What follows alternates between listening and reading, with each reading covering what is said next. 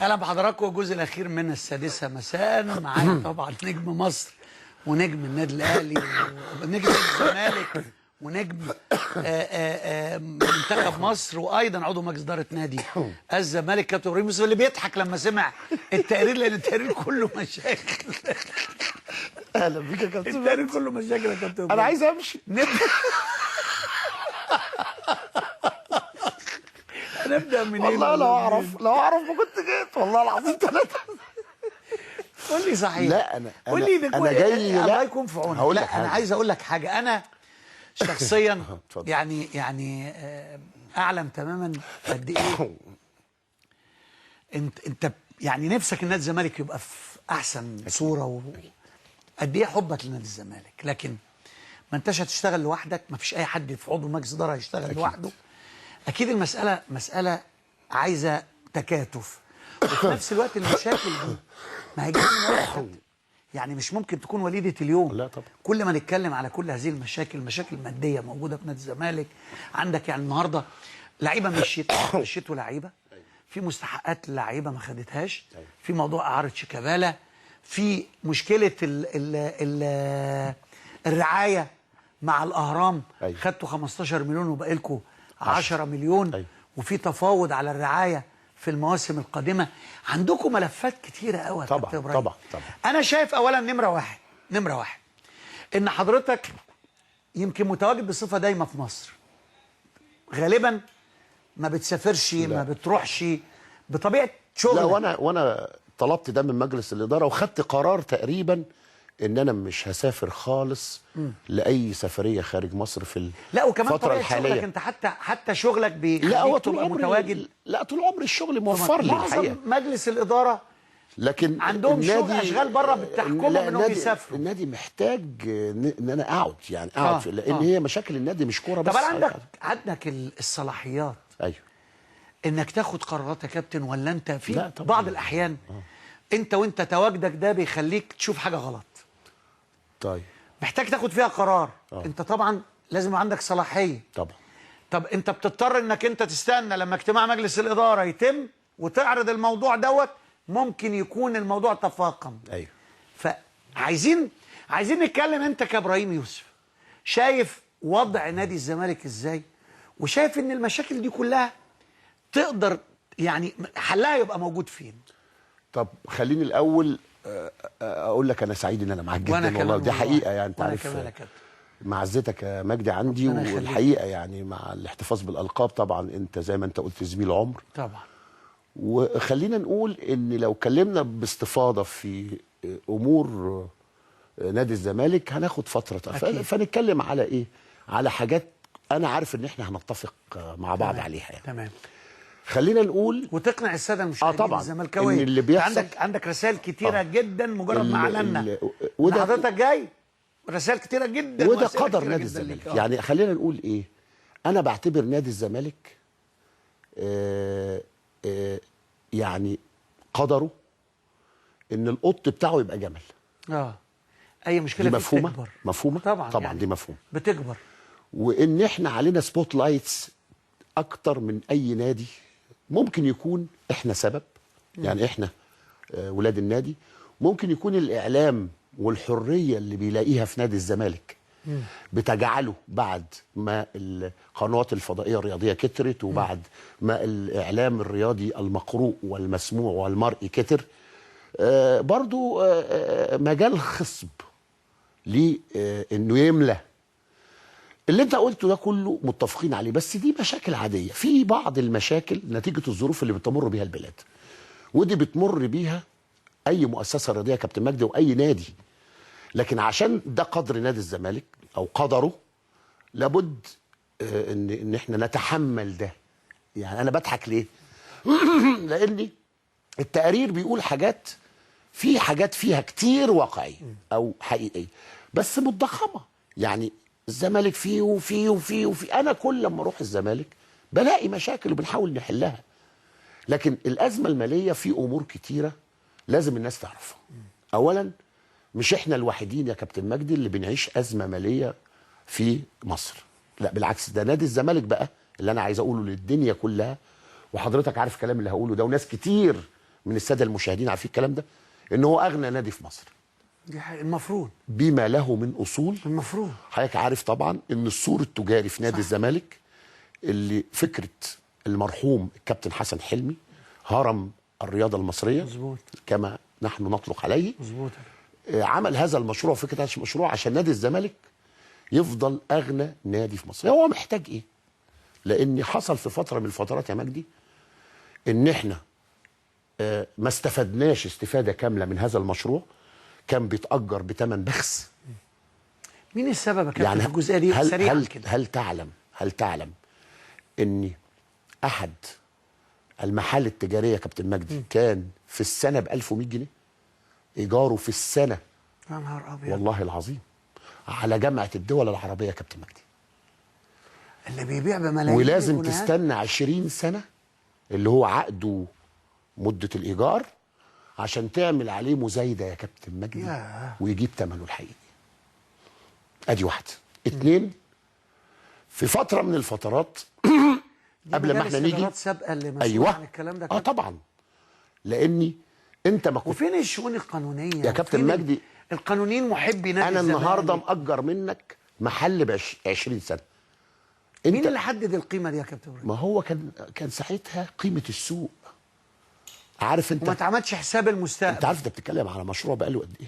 قد ايه؟ 25 سنه. يعني ال 1000 جنيه كانت قيمه. مظبوط. يعني انت لما كان تاخد من 124 ولا 125 محل 125,000 جنيه، ياه، ايام ما كنت انت فيها اولى بتاخد 60 جنيه في الشهر. مظبوط يا كابتن. وانا كنت فيها اولى 60 جنيه. مظبوط يا كابتن. والكباتن بتوعنا الكبار كانوا بياخدوا 60 جنيه. مظبوط. والناشئين 40 جنيه في الشهر. مظبوط. فالدنيا اختلفت، لكن المحلات فضلت زي ما هي. فاحنا بندفع ثمن ده. دي حاجه. الحاجه الثانيه، قعدنا فتره كبيره جدا في جدل مع القاطني بتوع المحلات. بمعنى انت مش عارف تطلعه. طبعا ده كنز. وبعدين في حاجه كانت بتتعمل علينا يا كابتن مجدي في منتهى الخطوره. بيتعمل عليك لوبي لما تعمل مزايده. خلي بالك. يعني مثلا احنا عندنا ناس في لجنه تنميه الموارد شاطره قوي. هاني شكري، محمد ابو علم، عمرو الجنايني، عمرو ادهم، مجموعه ممتازه جدا. اوكي. باتصالاتهم الشخصيه جابوا ناس تاخد المحل يا مجدي في الشهر ب 40,000 جنيه. بص الفرق في الشهر. يعني في السنه 40 في 12 ب 480,000 جنيه. مظبوط. اضرب بقى ال 120 محل مثلا في 40,000. شوف الثروه اللي هتيجي نادي الزمالك في سنه. كلمنا المجلس القومي للرياضي قال لك ممنوع. ليه لازم تعمل مزايده؟ يا سعاده الباشا، يا معالي الوزير، احنا بيتعمل علينا لوبي وبيوقعوا المحل بينهم وبين بعض على 10,000 و5,000. انا بجيب لك اعلى سعر، ولو حطيت اعلى سعر مش هأجر غير بالسعر ده، مش اقل. تمام. اللي على جامعه الدول. تمام. اللي على 26 يوليو اللي هو قدام المجلس القومي ب 20,000 25,000 يا كابتن. تمام. لا تتصور على سبيل المثال للحصر، عمرو الجنايني اقنع كل الانديه كل البنوك المصريه سواء البنك اللي بينتمي بيه انه يأجر لمده 5 سنين عشان ياخد بلك ضخم جامد يسير بيه امور النادي. دخل الكام قد ايه من الفكره؟ يعني مثلا على سبيل المثال احد البنوك المحترمه المرموقه دفعت لنا ايجار 5 سنين يا مجدي مثلا، وفي ناس 10 سنين. 10 سنين يعني بيديك في ايدك 8 مليون. بس لما يخلصوا يا كابتن هتعملوا 10 سنين اللي جايه. لا انا بقصد ايه؟ يعني انت خلاص انت خدت هو النهارده واخد 4 محلات يا كابتن مجدي من 124 محل. لما يديك هو 7 مليون هتمشي الدنيا شويه لغايه اما تنظم امورك ويجي لك الدخل الثابت اللي انا بحاول كمجلس اداره اصل اليه. ايه هو الدخل الثابت؟ ان انا ااجر المحلات اعلى سعر واخد مقدم سنوي ادخله في الميزانيه بتاعتي، لان الميزانيه سنويه. طبعا. انا لما ادخل يا كابتن مجدي مثلا 50 مليون 60 مليون ايجار محلات سنوي. طيب الكلام ده هيحل الازمه اللي جايه طبعا. الازمه اللي موجوده. طب أقول الكلام لحضرتك. ده ياخد وقت قد ايه بس؟ نادي الزمالك عليه ديون 180 مليون. وعشان الناس تعرف احنا 2005 ما كانش علينا ديون. هقول تاني. اوكي. 2005 دول لما جيتوا انتوا، قبل ما نيجي. مين اللي كان ماسك المجلس ده؟ ما اعرفش مين، انا بتكلم على سنوات وبتكلم على واقع. مع 2005 كان مين مسؤول عشان نعرف مين اللي بيجيب الديون؟ بص يا كابتن مجدي، مش دوري انا ان انا اقول الكلام ده. ماشي. انا عندي مصيبه سودة. اوكي. ان انا المجلس اللي فات قعد معانا الاستاذ هاني شكري والاستاذ عمرو الجنايني، لجنه تنميه الموارد، يقولوا لك نادي الزمالك ماليا ازاي.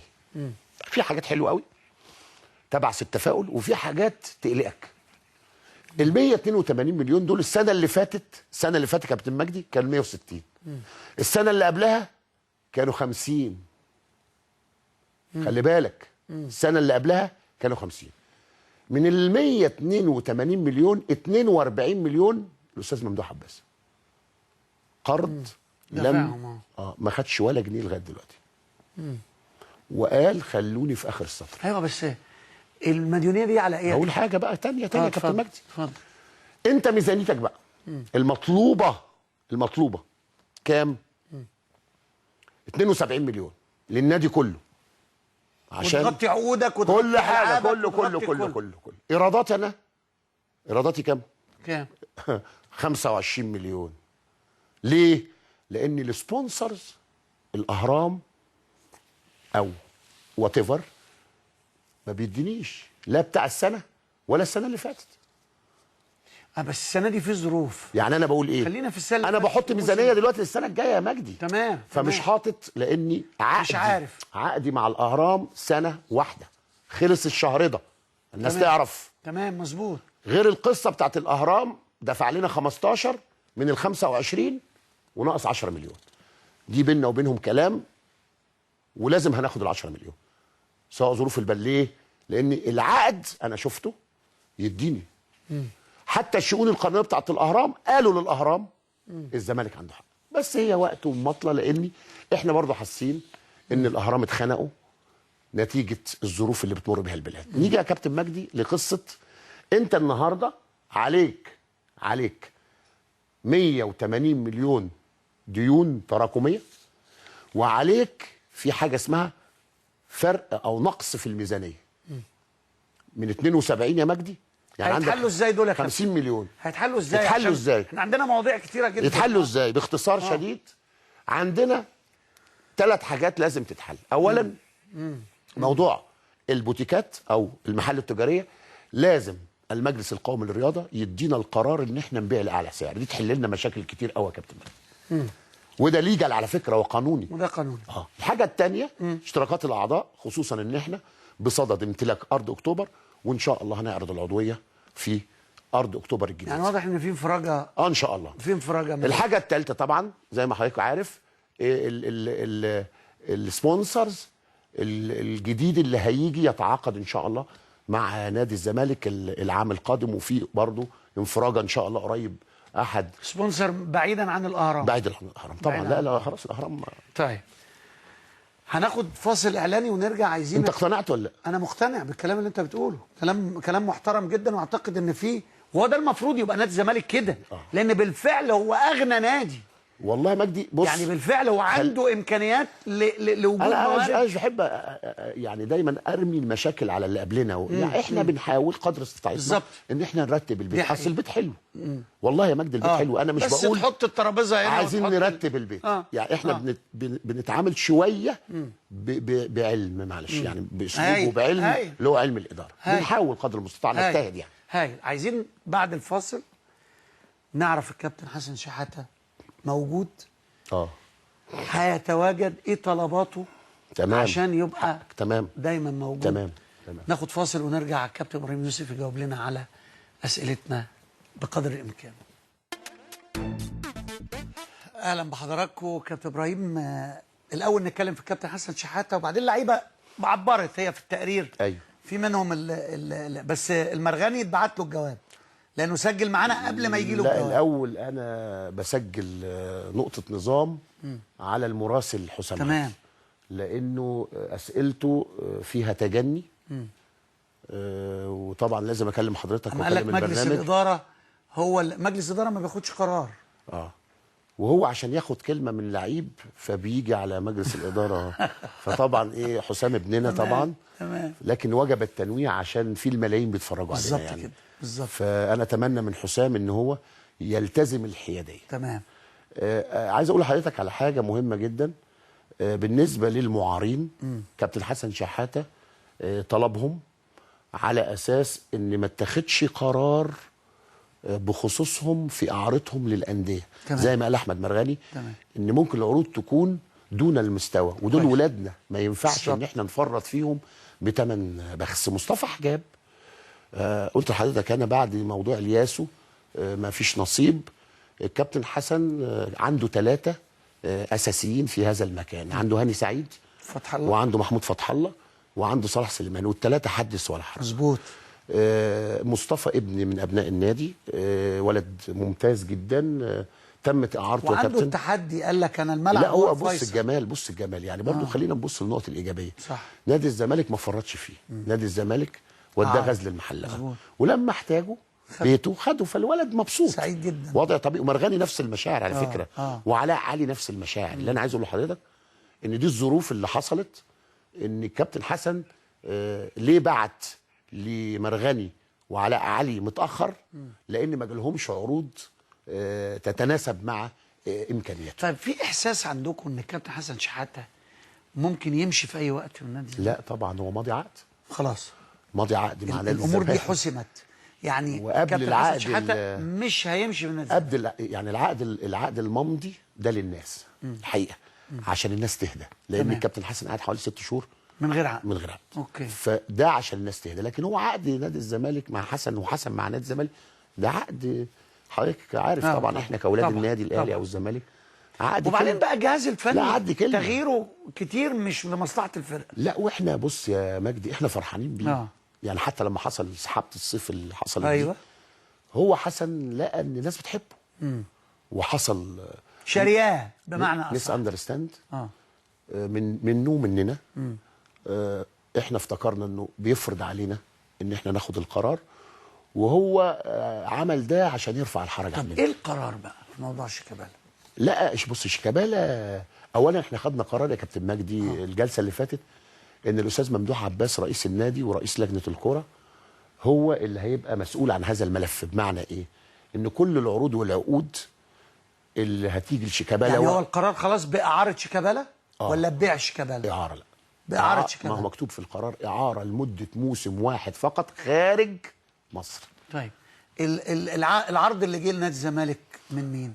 العرض الرسمي من احد الانديه الاماراتيه. مش عايز تقول اسمها. بلاش. ليه؟ يعني ده جه رسمي على الايميل عندنا في النادي. على الايميل يبقى نعرف اسم النادي. هو طلب الحقيقه الوكيل لان هو بيفاضل. مصر كلها عرفت. لا هو بيفاضل ما بين عروض. مصر كلها عرفت انه الشباب. انسى. ما اعرفش. انا ما اعرفش. انت بتعرف. انا ما اعرفش. بس هو نادي انا الشباب. مش هقول يعني. مصر كلها عرفت انا مش هقول يعني. بالك بيقولوا لي لا خلينا نتكلم في موضوع من زاويه. طب القيمه قد ايه؟ 1.5 مليون يورو. بس خلينا نتكلم في ايه؟ في موضوع من زاويه 1.5 مليون يورو لمده موسم للنادي واللعيبه. النادي يعني يعملوا كام جنيه مصري؟ 12 مليون تقريبا لموسم. ويوفر لك 6 مليون هياخدهم شيكابالا. 8 مليون يا فندم. 8 مليون الموسم اللي جاي. يعني اذا في 20 العرض ده ب 20 مليون جنيه. وعندنا امل في مزيد.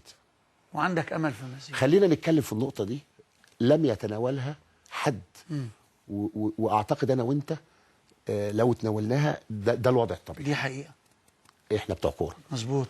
انا شايف ان شيكابالا لازم يقبل ونادي الزمالك لازم يقبل. مظبوط. ليه؟ انا من وجهه نظري بقول العرض ده او اعلى سنه ممكن.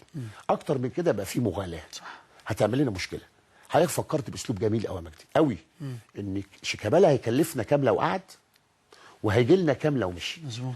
زائد اني انا حابب شيكابالا يطلع سنه عارف يغير جو. مظبوط. ويلعب. مظبوط.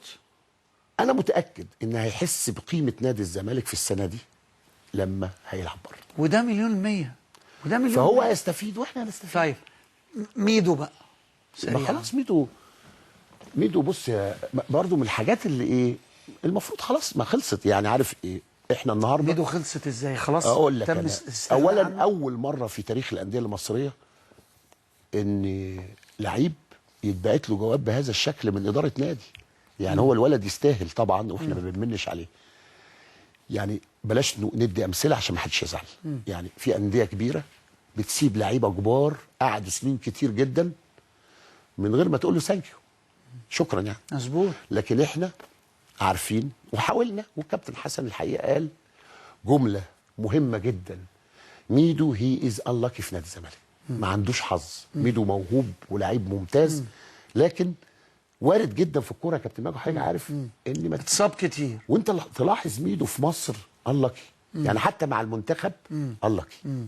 مظبوط. مشواره يعني مشواره في مصر انلاكي. طيب انتهت على ايه؟ انتهت على ان يتم الفسخ بالتراضي، وميدو ليه فلوس هنتفق عليها وهتتجدول وهياخد فلوسه، وده حقه. وعمره ما نادي الزمالك طبعا هياكل فلوس على الاطلاق. قد ايه القيمه هو كان تقريبا 4 مليون و200 هياخده بجدوله؟ لا، ما هو لسه بقى لسه فيهم كلام. ليه؟ لان في 25% طبعا نسبه مشاركه. هو يعني ممكن يصلوا الى النص تقريبا. لسه عايز اقول لك، وفي بعض الخصومات يعني نتيجه الغياب ونتيجه الفلوس اللي هتطلع له فير هتجيله فير، وما هو موضوع اتقفل خلاص. لان هو ميدو في انجلترا وهيلعب في انجلترا تقريبا، جاله عقدين او 3 منهم تقريبا نادي اللي جال ساوثهامبتون تقريبا، يمكن طالع من دوري الدرجه الثانيه تقريبا ساوثهامبتون، وانديه ثانيه واستهام الانجليزي تقريبا برضه نفس القصه، عنده ليه عرض. فاللي انا عايز اقوله ميدو هيلعب في انجلترا، وتامر اخوه على صله بالمجلس او بعمرو الجنايني وحازم امام بالذات، على اساس اول لما ميدو يجي في اول فرصه نقعد ونخلص. اول اجتماع مجلس اداره امتى؟ لا احنا لسه، ده احنا كنا في مجلس اداره سبت وثلاث اللي فات. اول امبارح كانت جلسه ممتده، اعتقد مش قبل الاسبوع الجاي. يعني مش قبل الاسبوع الجاي. حازم امام مسافر. حازم مسافر. تعمل مجلس اداره بدونه؟ لا مفيش مشكله، لان هو استاذ ممدوح هنا ولا لا موجود هنا. كلنا موجودين. مفيش يعني فكر عندكم في عروض جديده او تعاقدات جديده انتوا؟ لا بص، برضو عايز اقول برافو يا جماعه، كويس انك فكرتها. موضوع معسكر الاعداد برضو الاخوه او بعض الزملاء في الاعلام تناولوه بشكل مش مظبوط. يعني ان نادي الزمالك لغى معسكر الاعداد عشان الازمه الماليه، ده مش صح على الاطلاق. اللي لغى او فكر ان مفيش جدوى من هذا المعسكر في اجتماع لجنه الكوره مع الكابتن حسن شحاته هو الكابتن حسن شحاته. الكابتن حسن قال ما هي جدوى اقامه معسكر لمده 10 ايام في شهر 6 وانا عندي 7 لعيبه في المنتخبات، 4 في المنتخب الاول و3 في المنتخب يعني يعملوا محلي المعسكر. فهو قال لك ايه الجدوى؟ يعني هو فكر بهذا الشكل. طب انت ايه عايز يا كابتن حسن؟ قال لي انا هبدا في النادي، لو جالي حاجه مناسبه العب مباريات بره باجر الزمالك يستفيد، اتس اوكي. ما كانش في اعلان عن مباراه في ايطاليا. ما هو في تضاد وتعارض دلوقتي ما بين مباراه روما وما بين مباراه الاهلي في كاس رابطه الانديه الافريقيه. فلو اتنسقت، احنا طلبنا ان الماتش يكون 26، ماتشنا مع النادي الاهلي بتاع نادي الزمالك هيبقى 21 22 23. معسكركم في مصر هتعملوه فين؟ هو الكابتن حسن يؤمر. ما قالش لا لسه. ما قالش لا، لكن هم بداوا التجمع امتى؟ هم بداوا في النادي يوم الثلاثاء كابتن مجدي اتمرنوا الصبح وبعد الظهر يوم الثلاث والاربع والخميس النهارده في مقر النادي. وخدوا راحه. هم بيعملوا عاملين زي معسكر مفتوح في احد الفنادق القريبه. بيفطروا ويتغدوا ويتمرنوا الصبح وبعد الظهر ويروحوا بيتهم ويرجعوا تاني يوم نفس القصه. معسكر مفتوح يعني. معسكر مفتوح. كابتن رومان، عندي اسئله كتيره لكن وقت البرنامج للاسف. بس هقول لك سريعا عشان الناس اللي بعتت في الحقيقه. اتفضل. ده ماجد بيقول ازيك يا كابتن مجدي، ابو دم زي السكر بجد، انا بحبك جدا. الغزال: هل بعد تهديد المعلم بالاستقاله ورضوخ المجلس لطلباته اصبح فوق الحساب او توجيه اللوم لو اخطا؟ يوسف بيقول برجاء عدم اطلاق التصريحات العنتريه والمحافظه على الروح الجميله السائده بين النادي الاهلي ونادي الزمالك. على فكره انا زملكاوي متعصب. محمود رشدي، ازيك كابتن مجدي؟ ارحب بالغزال واحب اوجه له سؤال. هل حضرتك شايف موقف الاهلي من الشكوى ضد فريق تشيلسي الغاني بسبب ملعبه ازاي، وهل هناك سلبيه من النادي الاحمر؟ سامي بيقول كابتن ابراهيم بدون مجامله او تجميل للصوره، ايه رايك حضرتك في اللي بيعمله الكابتن حسن شحاته من تمييز نجله كريم والسماح له بحضور تدريبات الفريق دون عن اي قناه او صحيفه او موقع؟ وهل معلم محق في ذلك؟ احمد سالم، كيف يتم الاستغناء عن شيكابالا من دون التعاقد مع احمد عيد او ايمن حفني مع المعلم؟ ان رحيل ميدو وشيكابالا وفر ملايين نستطيع استغلالها في التعاقد مع عيد او حفني تعويض شيكابالا. احمد حسن، ازيك يا ابو الكباتن؟ يا ريت الزمالك يتعاقد مع ايمن حفني لانه صانع العاب ممتاز مش زي احمد عيد، لكن احمد عيد جناح هجومي رائع. لؤي بيقول كابتن ابراهيم حضرتك مش شايف ان موقفك كان محرج جدا في ازمه الجهاز الفني واستقالته والمدرب العام اخو حضرتك؟ ميرنا اشرف، ازيك يا ابو الدرزه كابتن ابراهيم؟ يا غزال، ايه رايك في اللعيبه دي؟ هاني رمزي، عماد النحاس، سمير كمونه، وائل جمعه. دي مجموعه وفي كتير جدا. حلقه جايه بقى على الصفحه، حلقه جايه ملهاش حل. انا ورطتك انك لازم تيجي حلقة. لازم تبقى في حلقه طبعا طبعا، لان في حاجات كتير قوي لازم الناس تعرفها، وفي حاجات كتير قوي عندي لازم اقولها الناس مش عارفاها. دي حقيقه. وفي حاجات ناس ظلماني فيها. الخميس الجاي معانا انا عينيا ليك طبعا، انت عارف في اي وقت، لو عايزني بكره كمان. ربنا يخليك. انت عارف يا مجدي، خلاص. لان انا يهمني ان الناس لان في حاجه عايز اقولها في الختام. يعني ارجو ان الناس ما تاخدش تصريحات من المواقع. تمام. ارجو. تمام. لانها تمام. 90% منها مغلوطه. تمام. لازم تسمع التصريح من ابراهيم زي ما انت شايفه كده، وزي ما انا شايف كده. وانتوا في حقيقه الامر مجلس اداره متعاون جدا. انا بقولها لك اقسم بالله، لا فيها نفاق ولا فيها رياء. انتوا متعاونين جدا. لما بنقول للكابتن ابراهيم تعالى اتفضل بتيجي، بنقول لهلا عتال تعالى اتفضل بيجي. كلكم كمجلس اداره متاحين لكل البرامج التلفزيونيه انها تقول او حتى تليفون، وحتى في المداخلات يا مجدي. دي حقيقة. ما انا بقول لك حتى الزملاء لما بيجوا لنا هناك. ارجو ان اللي يصدق تصريح عن ابراهيم يوسف يا اما عينه عيني شايفه او سمعه. كابتن ابراهيم انت نورتني، ربنا يخليك. وهرتب معاك دلوقتي، يمكن بكره تبقى معانا ان شاء الله. ان شاء الله. اعزائي المشاهدين بشكركم، وان التقي حضراتكم وحلقه جديده غدا باذن الله من 6:00 مساء. استودعكم الله والسلام عليكم ورحمه الله وبركاته.